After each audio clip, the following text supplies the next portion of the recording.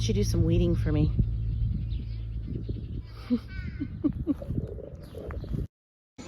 Hi everyone, and welcome to the 2 Acre Homestead. My name is Lisa. I apologize ahead of time. There's a lot of noise in the background.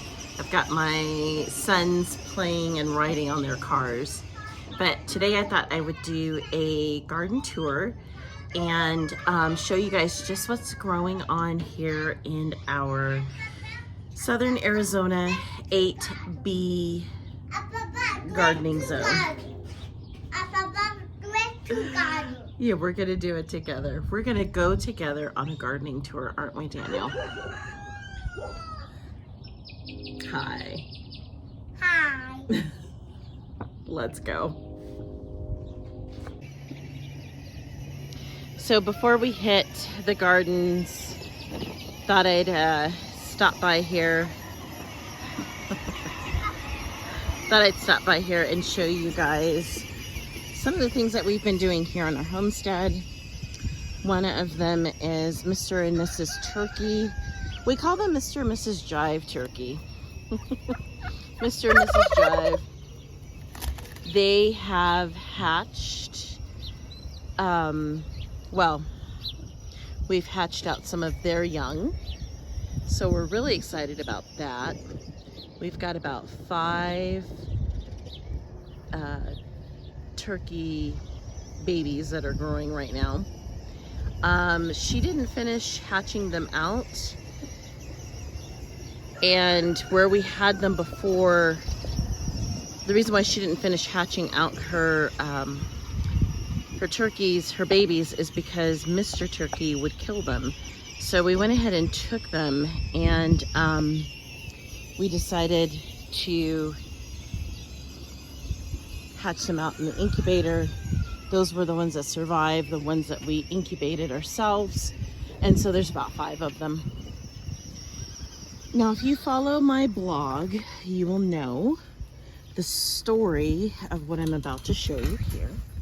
And that is the story of our goats.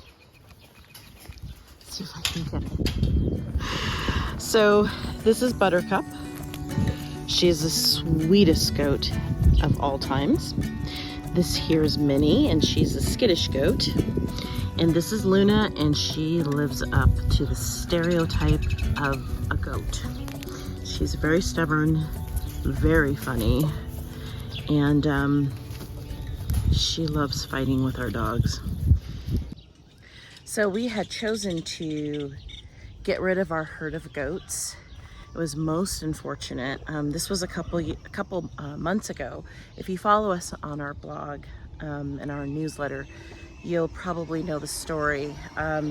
Basically, Buttercup here was in milk, and I was milking her every single day, and then it got to be too much for me. I think it was because of the age of our kids and just a lot of things going on. I just felt like at that time, I just couldn't handle milking. But basically, we got all 3 of them back, because we had given them back to their original owners, who we're good friends with, by the way. And we'd given them back, and as life circumstances would have it, there was a reason why they got rid of them. And the reason was became a little bit more apparent, and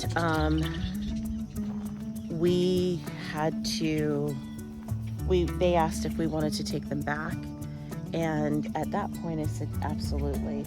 The mere fact that they are coming back here on our homestead told me they needed to be here.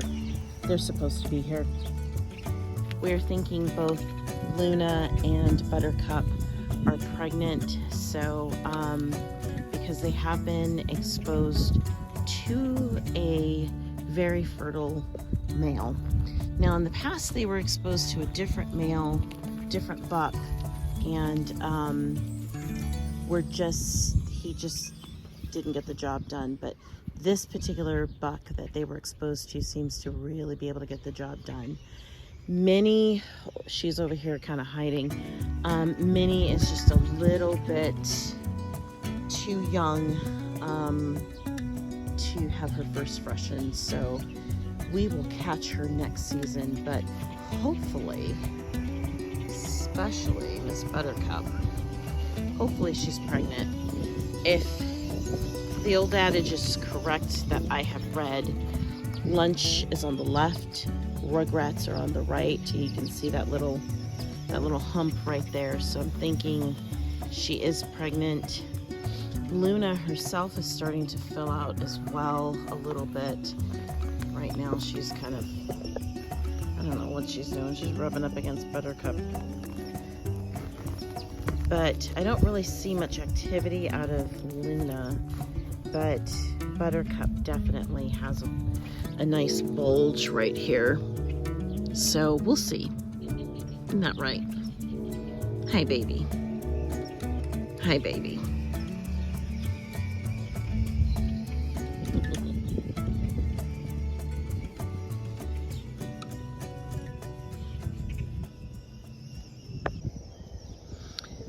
So here's what our garden is starting to look like. Let's go in for a closer look. As soon as you walk in here, besides not seeing my shadow, is you see our artichokes. And they are starting to come in. Now, this is the first year for these artichokes. So the artichoke themselves, it's not going to be very big. It's going to be really tiny. I've grown artichokes for years, and on our previous homestead, I had really big heads, big round bulbous heads. But since this is these guys' first year, they're not going to produce the big bulbous heads, and that's okay. That means next year they'll be really big. Let me take you guys over here. This is something that I've been excited to share with you and show you.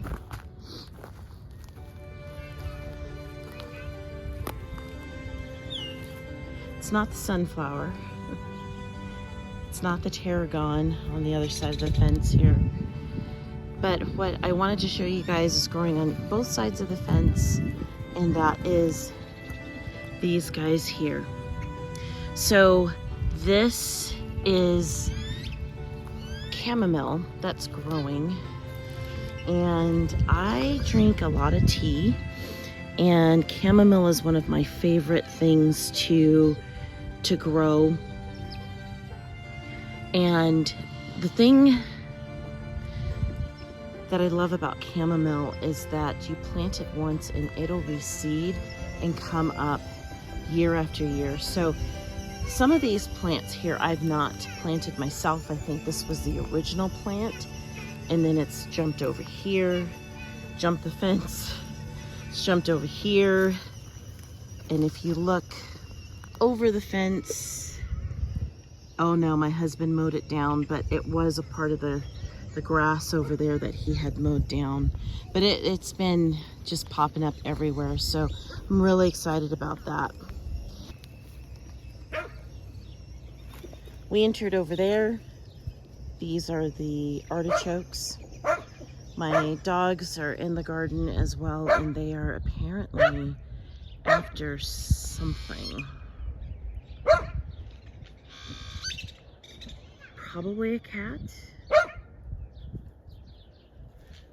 Could be a squirrel. I don't know. They're after something. Okay. So our gardens are split into two. So you have this side over here and this side over here.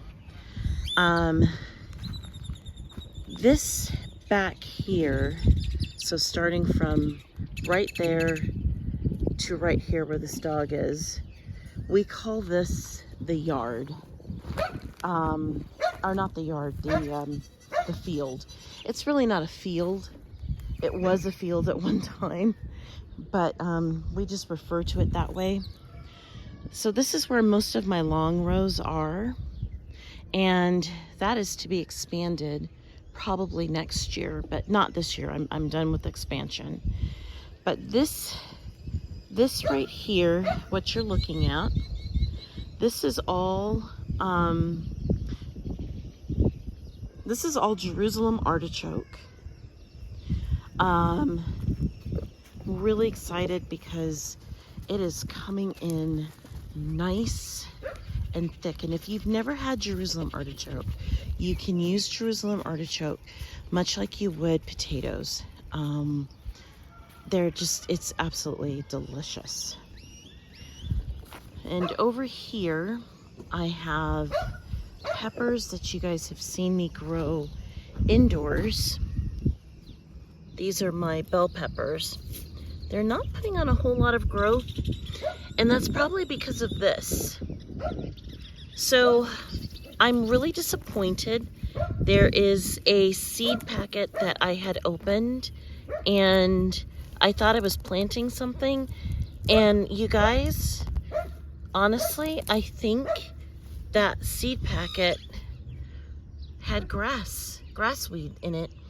The reason why I say it is because I planted it all around my bell peppers and some other plants that you'll see in a minute. But the weed seed is only coming up around the bell peppers. So really super disappointed. I won't be buying seed from that company. I'm not going to say who the company is, because it's possible that it could be from the soil that I planted these guys in this winter. It could be that. It's not all of them, but it's only some of them. So it's possible. Then this particular row right here is all zinnia. Again, reoccurring theme of flowers. And then I've got my tomatoes. And this is the second area for my tomatoes. This is not my main, well, it is one of my main areas for tomatoes, but I've got another area where I'm growing a lot of tomatoes as well. Another long row here of, again, onions. And I planted irises here in the middle. Again, looking for something that's beautiful. So I felt irises would just be really nice along this row. They serve nothing other than just beauty. There's no value that they do. They don't do, they're not pest control or pest deterrent or anything like that. No companion planting, just strictly beauty.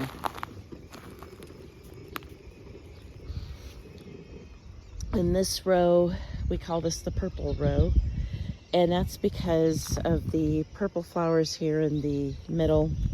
And it's just, there's a lot of purple. So I have a lot of, like for example, these guys here are purple cauliflower. I'm looking to see if I have one to show you guys. We already ate one. It was delicious, and we just had it yesterday. No, but it's purple cauliflower. It will form. Like I said, I already had one that formed. And then back here is sunflowers. And then I have purple cabbages.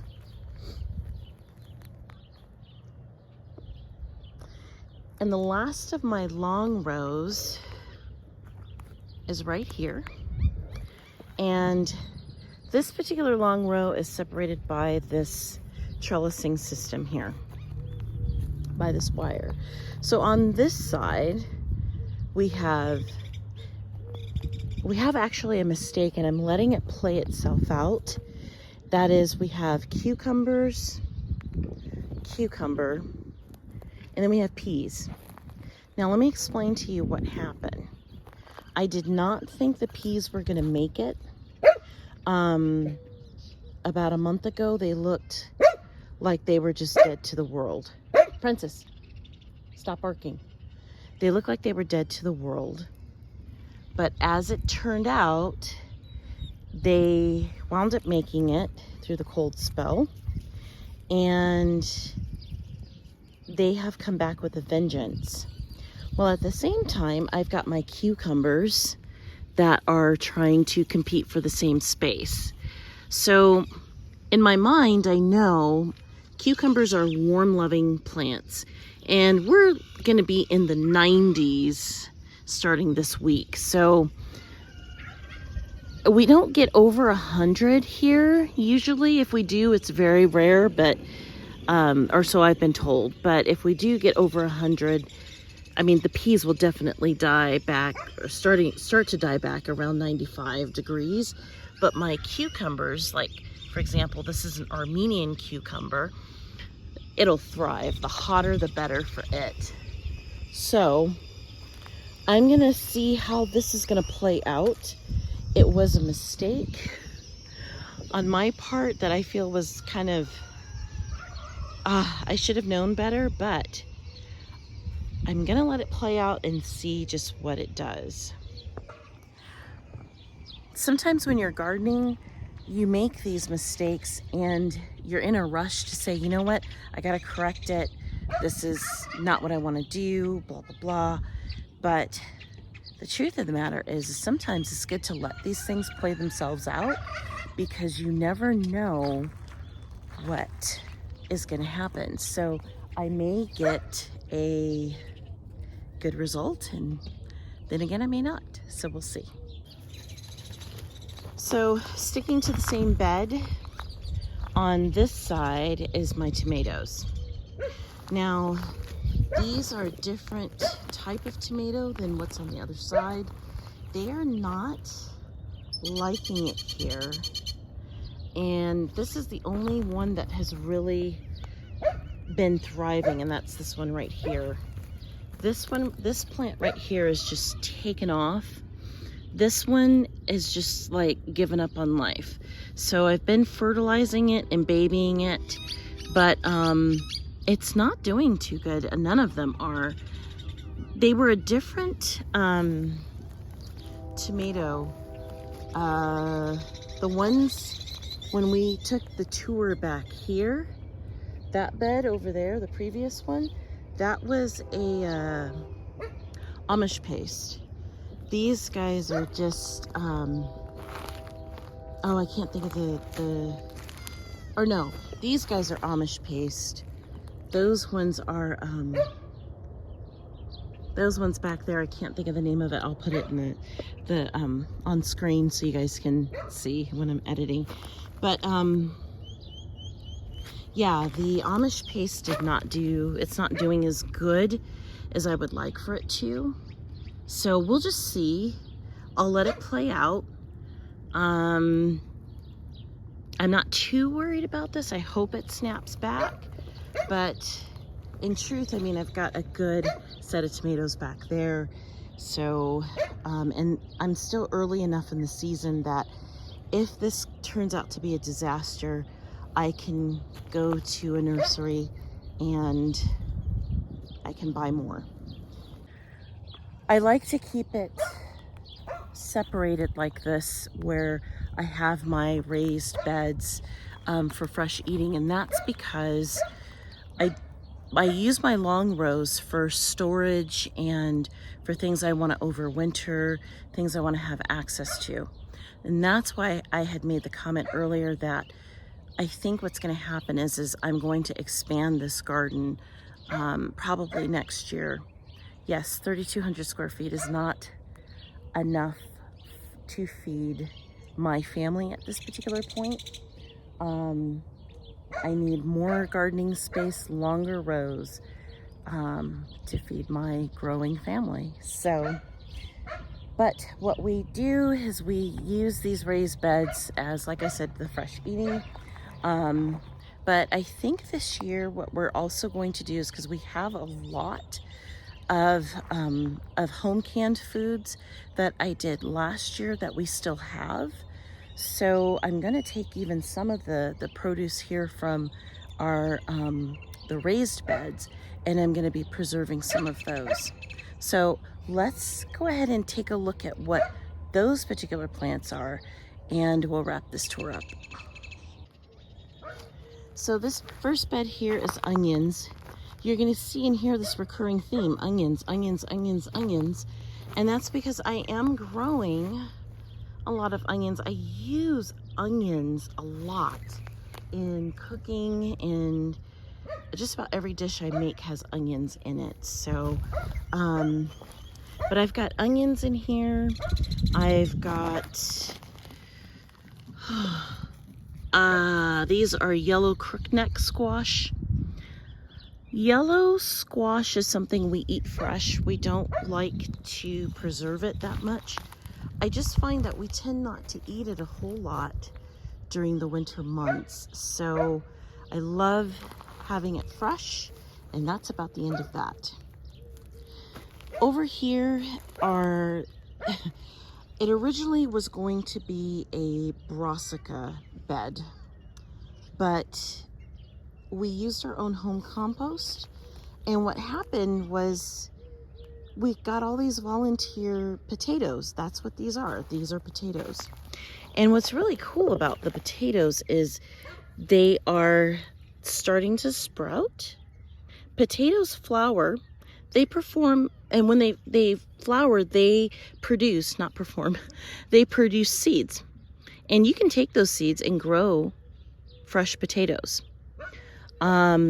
Actual seed. But so we just let this bed play out with potatoes.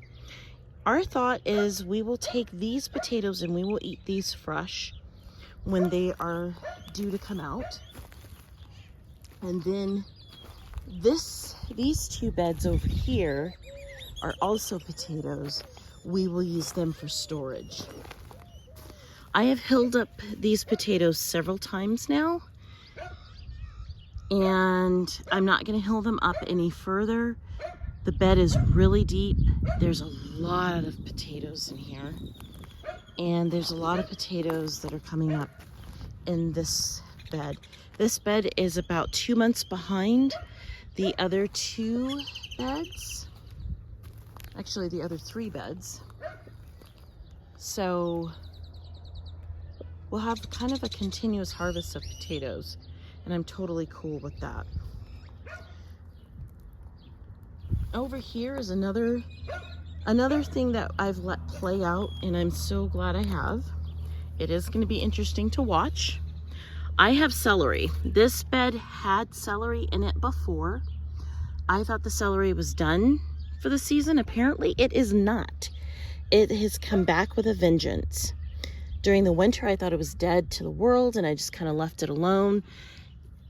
And I planted my bell peppers.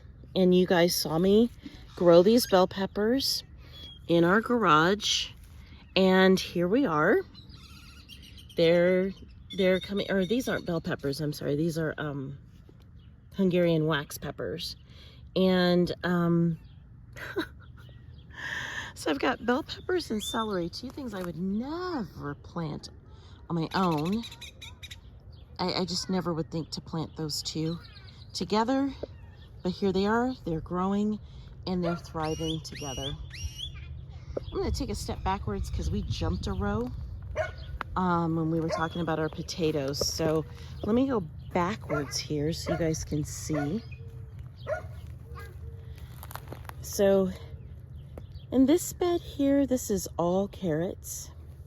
Now, I thought I had planted enough carrots, but apparently there's people like this little guy here. You want carrots? I want carrots. You want carrots, don't you?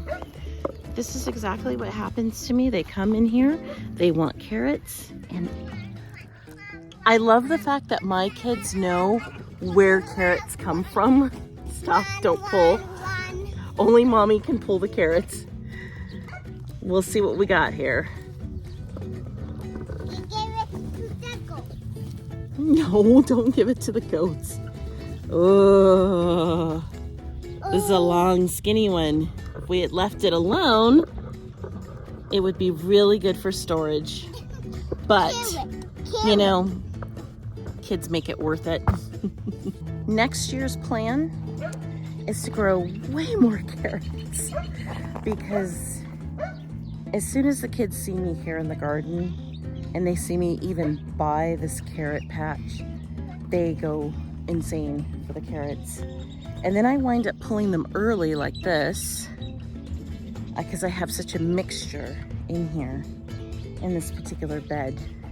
So there's a piece of me that's like, I can't grow enough carrots, but then, you know, they know where their food comes from.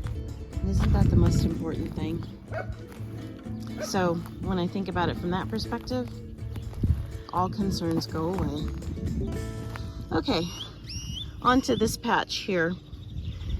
These are beans. Oh, sorry, I thought I saw a bean.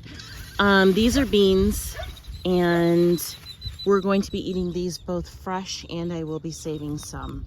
My plan with this is to save some of these beans for seed, so that way I don't have to buy any more bean seeds from the store. So that's why I'm growing it so intensely like this, is for a dual purpose, for fresh eating and for also seed saving. Now, for saving for the long haul, again, another reoccurring theme. I have got pole beans growing here, just like I did in the other bed, but I've got pole beans growing here, and they will latch on here to this fencing. And the goal of this is so that they will grow up and over. My husband and I will attach another trellis to go up and over and meet. On this side are grapes. So on this side of our garden is our perennials. So going back to the artichokes over here, this is where we first entered. We saw the artichokes. But then we also have a bed that we totally skipped over, and that is this bed here. This bed is my, okay. This bed here are my blackberry bushes, and this is their second year, and I am very excited because, first off, I've been gardening for a very long time, and I've never grown blackberries. And here we go. I've got blackberries. Blackberries here. Oops. I don't know if the camera can get that, but there's a blackberry right there. So there, it's covered.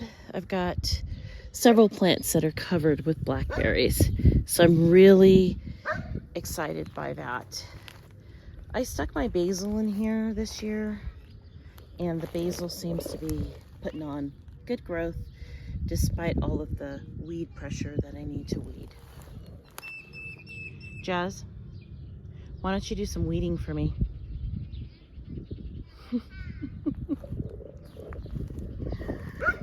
Back over here to the fresh eating,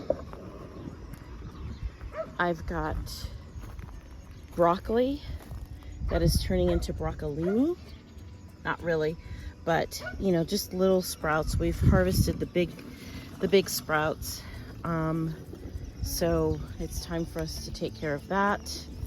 And for those of you that don't know, eat the broccoli leaves.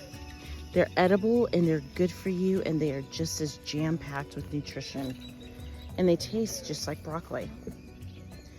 Harvested the other day. We had some friends over, and we did an Asian theme, and so I did harvest one of my cabbages here, but I think I'm ready to harvest all of them. I've got some cabbage worm damage, and also this critter,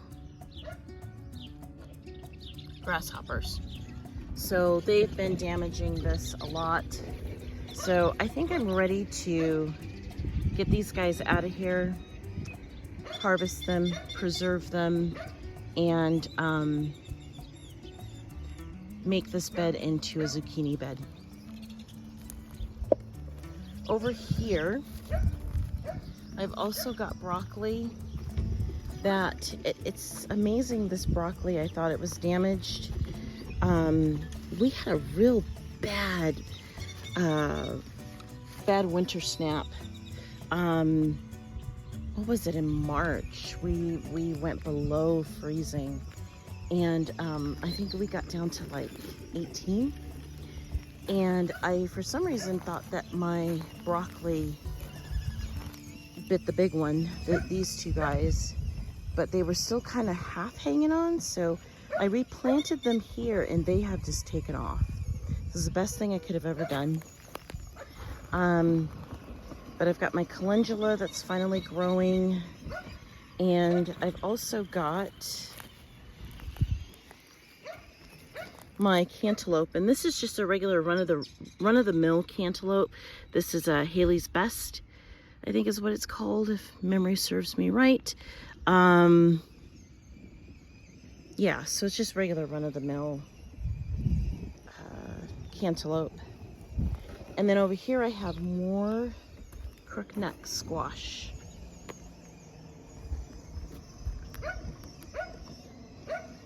Again, that is something that we absolutely love. This is a snapshot of what it looks like here.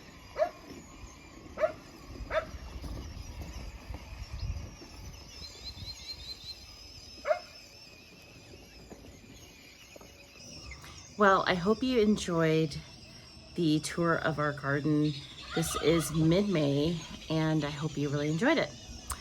If you've stayed this long, please don't forget to subscribe and hit the like button.